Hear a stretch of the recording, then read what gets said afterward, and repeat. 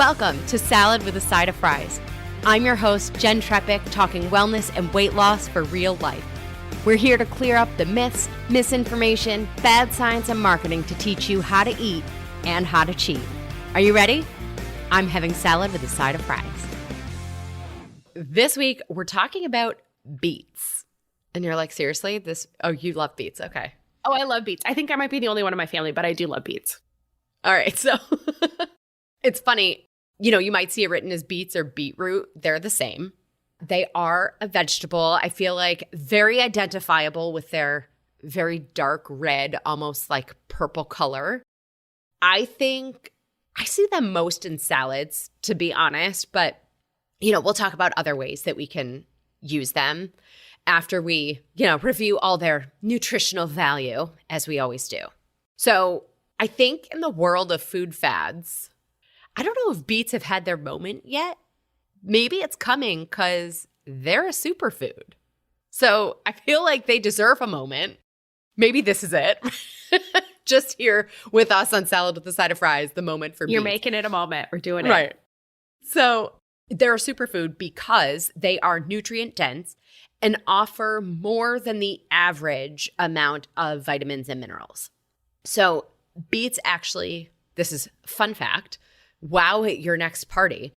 Beets contain at least some of almost all of the vitamins and minerals that the body needs. Right? You're like, no way. I know. Okay, so in 100 grams, which is like a little over half a cup, so like a half a cup-ish, right? Beets give us 44 calories, 1.7 grams of protein, 0.2 grams of fat, 10 grams of carbs, of which we have 2 grams of fiber. So on the vitamin mineral front, we get quite a bit of folate and manganese, and then smaller amounts of copper, potassium, magnesium, vitamin C, vitamin B6, and iron. All right, so thinking about the protein and fiber, right? Like we talk about all the time. We see, right, we're going to get metabolic health support. We're going to get blood sugar support because of the fiber. So in a cup of beets, there's almost 4 grams of fiber. So we're going to see digestive support with that, elimination support, right? All of that translates into lower risk of essentially all symptoms, illness, and disease. So I mentioned that beets give us a lot of folate. So folate is a B vitamin that is critical in the growth and development of our bodies and our heart in particular. So you see why I wanted to talk about beets before the end of February, right? Heart Health Month. I got the wheels turning over here. Okay, so specifically with heart health and beets, we look at blood pressure. Now, in general, there aren't a ton of studies on specific foods, right? We talk about this a lot. A lot of times we're looking at nutrients and then we can connect the food to the study because the food has these nutrients. But with beets, there actually are quite a few studies, which is actually really interesting to me. And a lot of them do look at blood pressure. So a couple studies showed that beetroot juice may significantly lower both systolic and diastolic blood pressure. It might be more impactful on systolic, so that's the pressure exerted on the walls of the arteries when the heart beats. Diastolic is like between beats.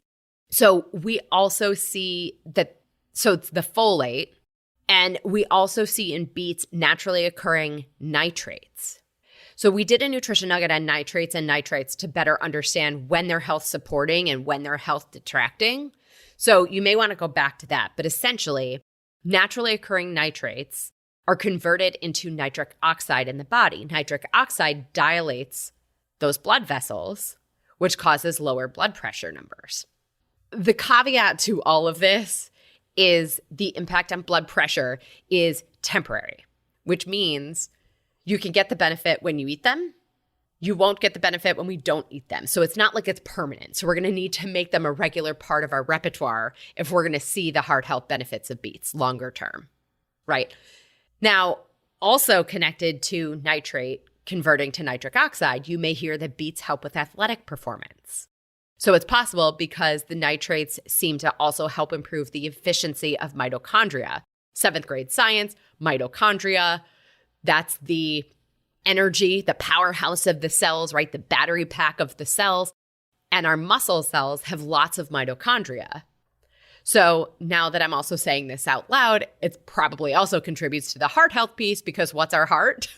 A really important muscle. So interesting too, studies show that beet juice improved cycling performance with increased oxygen use and enhanced endurance for other kinds of athletes as well. From the research, it does look like if you want to eat the beets for this, performance enhancement, you want to eat them like 2 to 3 hours before training for that maximum benefit. Looking at manganese and copper, right? Those support our brain health.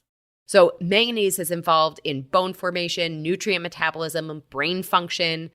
And then it does other things too. But copper is a mineral that's required for energy production. Again, back to mitochondria. Copper is also important in the synthesis of neurotransmitters, right? So we think of all of our mood and our brain health. So it's interesting too, a lot of neurodegenerative diseases are connected to improper copper levels. So it's all connected, right?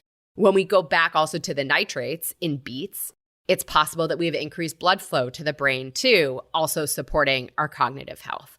There was a study that showed that beets improve blood flow to the frontal lobe of the brain, which is, as we talk about all the time, that's critical thinking, that's decision making. The prefrontal lobe is working memory, right? Higher order thinking. So really helpful in living our lives, especially when we're so stressed, like to get more blood flow to that part of the brain. It's called like metabolizing that part of the brain when we get blood flow there. There was one study that I thought was interesting. So they gave people with type 2 diabetes about 8.5 ounces of beetroot juice daily for 2 weeks. They compared it to a control group, by the way. So they saw that the reaction time during a cognitive function test was about 4% faster. I mean, 4%, I don't know if that's statistically significant, but whatever, I think it's interesting. We certainly need more research here, but there's something promising in terms of dementia and neurodegenerative diseases. Finally, supporting our heart health, brain health, cancer prevention, right? We see that there's support for inflammation from the beets.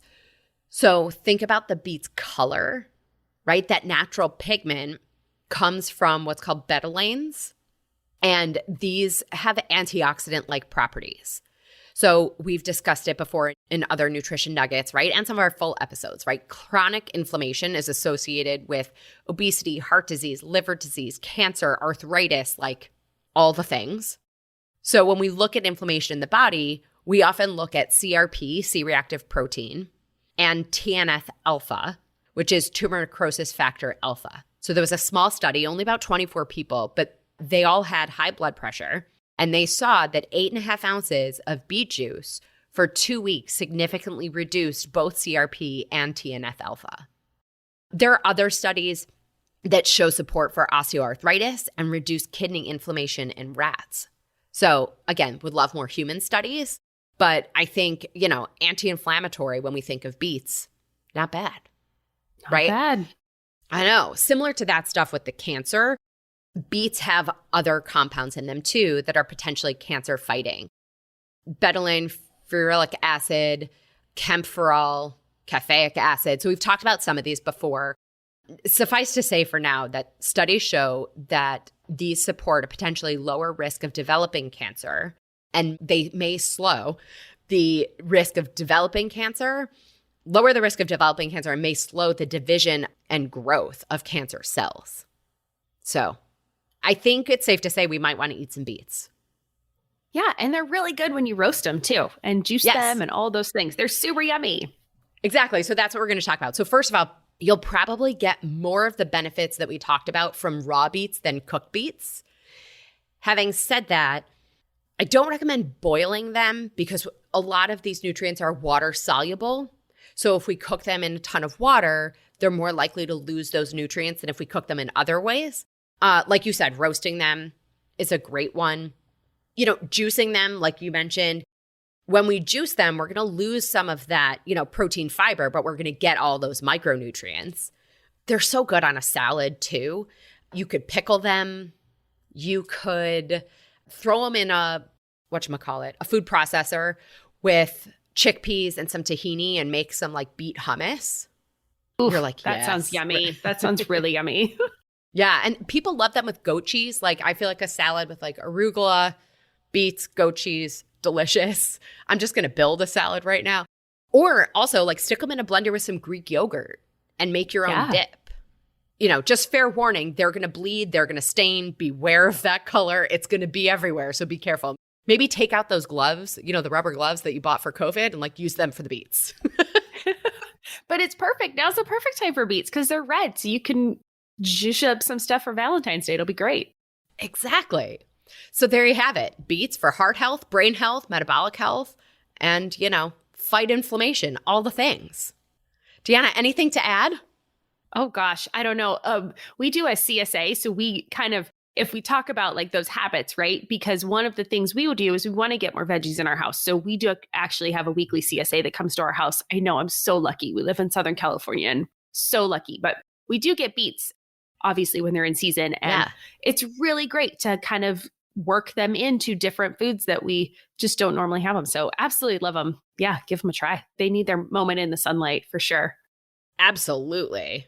Well, we're giving them their moment. The superfood to be, right? Yeah. So as always, everybody, I'm your host, Jen Trepeck. Connect with me on Instagram or all social media. I'm at Jen Trepeck, JENNTREPECK.